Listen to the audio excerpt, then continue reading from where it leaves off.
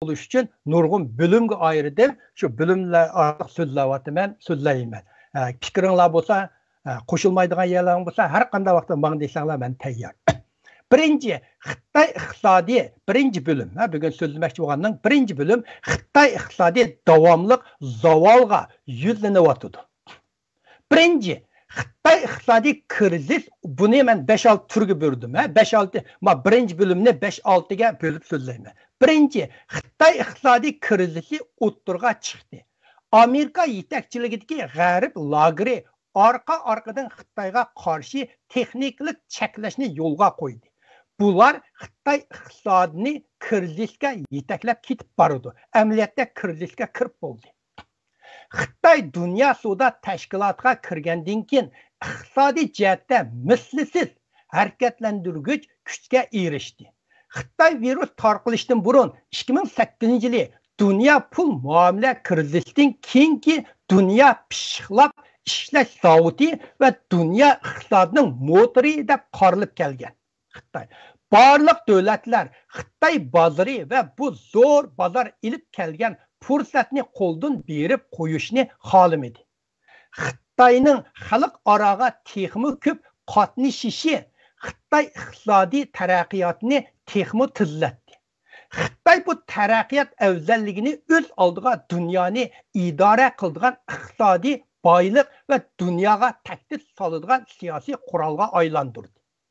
Bilim mulk jihatda Xitoy chet el mablag'idagi korxonalarni texnika o'tinib kirishga majburlashdan boshlab qadam ilgirlab bevosita texniklik asli ishlab chiqargan davlatlarga o'g'irlik qilishga boshladi.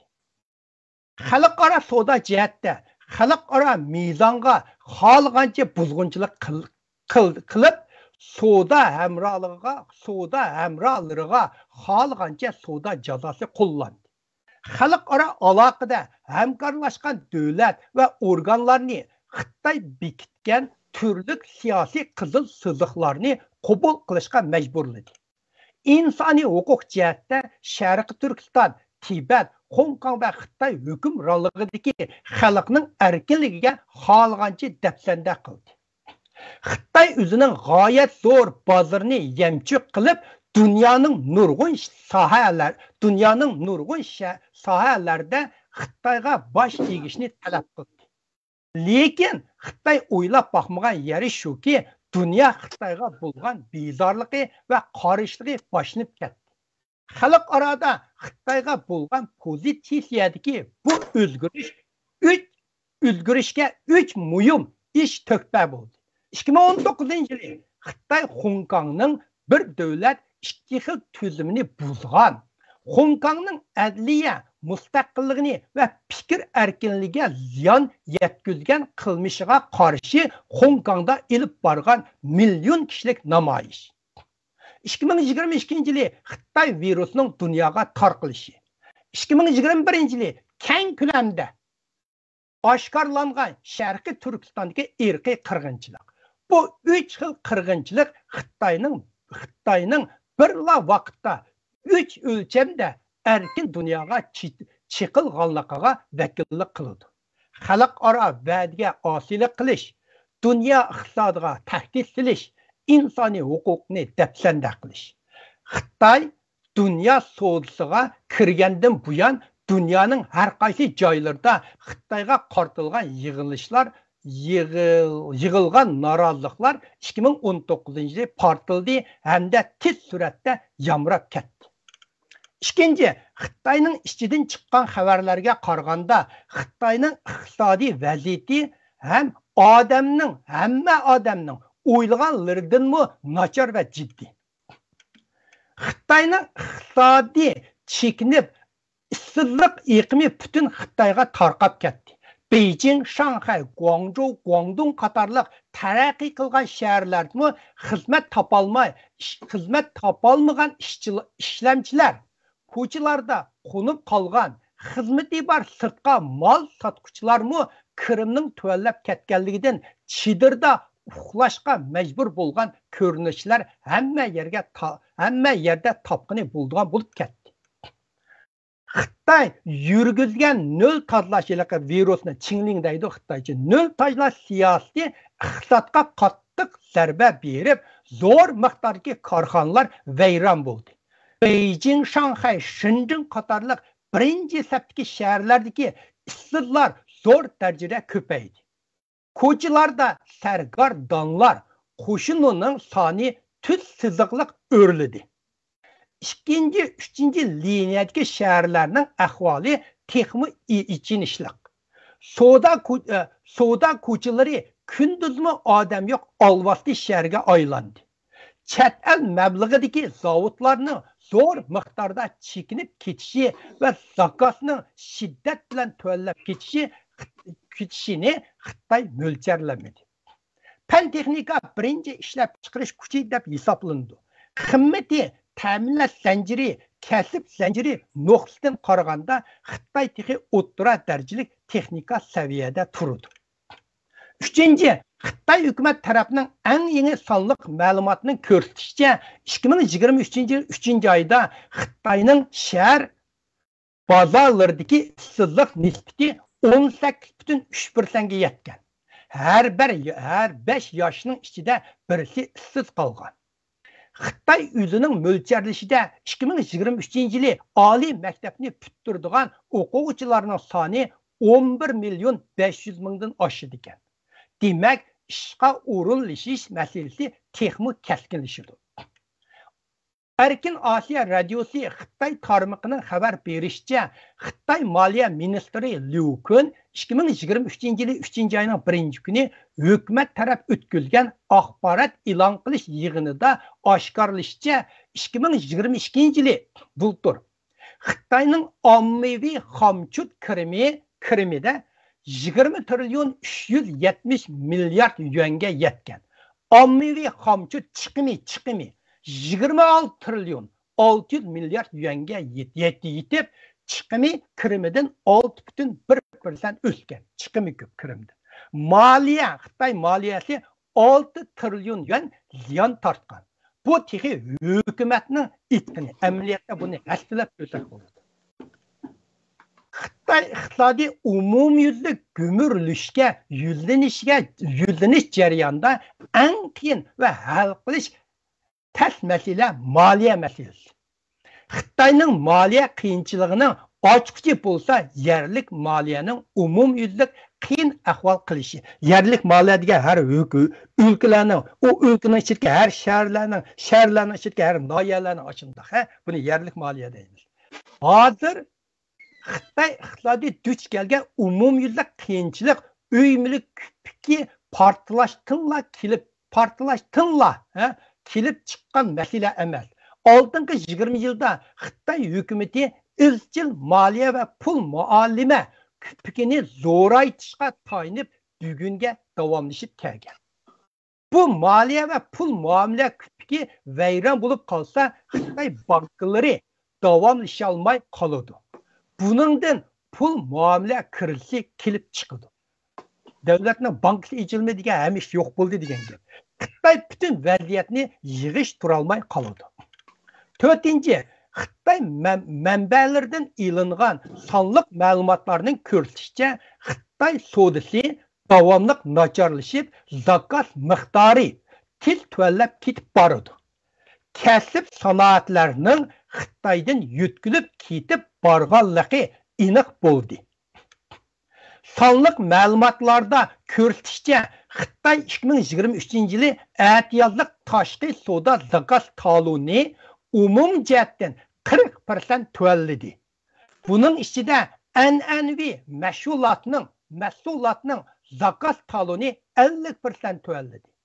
To'rlarda e'lon qilgan video chastotalardan ko'p miqdordagi quruq sanduq va quruq yuk avtomobillari yo'lning ikki yiqda tizlanib turganligi tarqitildi. Port atrofida ilgari oldirash sanduqlarmi tor atrofida ilgari oldirash sanduqlarga yuk qochilayotgan shoför va ishlamchilar ko'rinmaydi. quruq mal sandıqları tağdak dölünüp ketiş ahvalini Shenzhen, Shanghai, Ningbo, Guangzhou qatarlıq çoğ portlarda ve port sırtındaki meydanlarda mal sandık yasaş zavodlarında Rusyan körgeni buludu. 2023 yılı Ətiyazdan keyin Changsanjiao, Jiangsu, Changsha, Chongqing, Yunnan qatarlıq rayonlardakı nurgun karxanalar adam ilişini toxtatdı. Kölümini kiçiklatdı. İşlep çıkarışını toxtatdı yoki zor astılatdı. Nurgun karxanalar ve xo'jayinlar ziyan tartish sebebinden universitetlarning fan tadqiqot yoki ilim turlariga yordam berishni to'xtatdi. 5. Amerika başçılığındaki ittifaqdaş devletlerinin Xitayni dünya kesip zincirdeki iş taksimatı dostlar çemberden çıkarıp taşlışığa erişip barğan sürü köplügen chet el meblağıdaki karxanalar Xitaydan çekinip işlep çıkarış iktidarını Hindistan, Vietnam qatarlıq Şərqi Janubi Asiyaga yütkməkdə.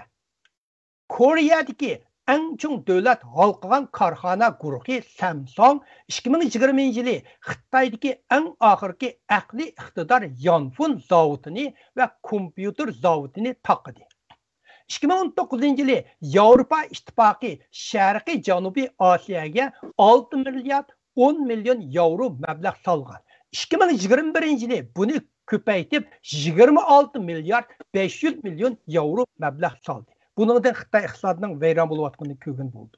2021 yılı 87 Yaponiya karxanası Xitaydan çekinip Vietnam, Tayland ve Yaponiyaga yütkülüp ketdi. 2021 yılından başlap Svitisiyanın moda markası Marco Polo Xitay təminləgüçi savdogarlarını Türkiye ve Portugaliya zavutuga aylandırdı. İspanya moda ki markası Mango Xitay bazardaki nispetini azalttı. 2022 yıl 4. aydan başlap Amerika'nın Xitaydan import qilishi 20% tövelledi.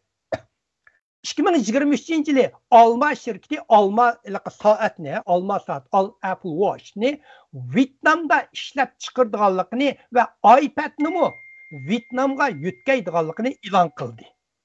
2023 yılı 2. ayda Yaponiyanın yumşaq banka guruhu Xitay'daki bankalarının adam sanını qısqartdıqanlıqını ilan qıldı. Bu demek bular yütkülüşünü aldılar. Amerika'nı asas qılğan texnika şirketi Dell, bu Amerika'daki naidon kompütermiş bütün nimeni qılğan şirkette Dell 2024 yılı Xitay'da işilgen çipni işletmeydiğanlıqını Xitayda işlep çıkargan çipni hem de işletmeydiğanlıqını 2005 yılı işlep çıkarış iktidarının yerini Hindistan ve Vietnamga yütkəydiğanlıqını itti. 2023 yılı 2. ayının 14. günü Xitay Avrupa İttifaqı Cemiyeti Xitayçı bunu Zhongguo Oumeng Shanghui deydi. İlan kılgan 2023-2024 yıllık Şanghay Tekli namusunun itişçe 500 Avrupa karxanaları 5 baş ştabını Singapur'a yütkəganligini aşkarladı. 6. Xitay Partiya jurnali Haqiqatni izlash. Bunu Xitaycha Chushi deydi. 2023 yılı 2. ayının 16. günü növbətdəki iqtisad xizmetidəki bir qancha mühim məsələ. Xitaycha Dangqian Jinji Gongzuo几个重大问题deydi degan maqolni e'lon qildi. Bu maqol Xitoy iqtisodiy duch kelgan ichki ehtiyoj yetishmaslik, fuqaroviy egilikda umid ko'rilmaslik, chet el mablag'ining chekinishi, uyumli qarzi krizisi qatorliqlar zo'r iqtisodiy pul muomala xavf xatarini keltirib chiqarish mumkinligini oshkorladi. Lekin bu maqal yaşında lekin Xitayda hazır kadar bu meselelerni hal qilishning unumli usulini topolmadi. Bu maqalning Xitoyda ishlangan maqal. Xitoyning 2015 yılı yerlik hükümet zayumni yo'lga qo'yilgandan buyon qarzi ko'lami uzluksiz kengaydi. 2015 yılı qarzi aran 700 milyar yuan idi. 2022 yılının ahırda yerlik, her ülkelerinin, nahiyelerinin hem yendeydi. Yerlik qarzda qoldiq so'misi 3 trilyon 510 milyar yuanga yetdi. Bunun bilan 2022 yılı bütün bir yılda yerlik hükümetinin sayım ösüm çıkımı 1 trilyon 125 milyar 100 milyon yuanga yetip yıllık işiş nispeti 20,8%'ga yetdi. 10 yillik bo'lgandan keyin zayım olganda adam zayımni har yili hukumat sizning prosentingiz to'lab berdi. Hozir 20% to'laydi. Shuning uchun bu zayımlarni hozir Xitoy hukumati to'lab berolmaydigan yerga yetdi. Bu zayım og'alarning zayımı bekor bo'ldi. 7. Xitoyning yerlik qarzning ishish sur'ati GDP'dan ko'p ishib ketdi. Çoğ iqtisodiy ülkelerinin chiqimi kirimidan xiyla ko'p ishib, qarzi tog'dak do'linib, vayron bo'lish girdobig'a berib qoldi.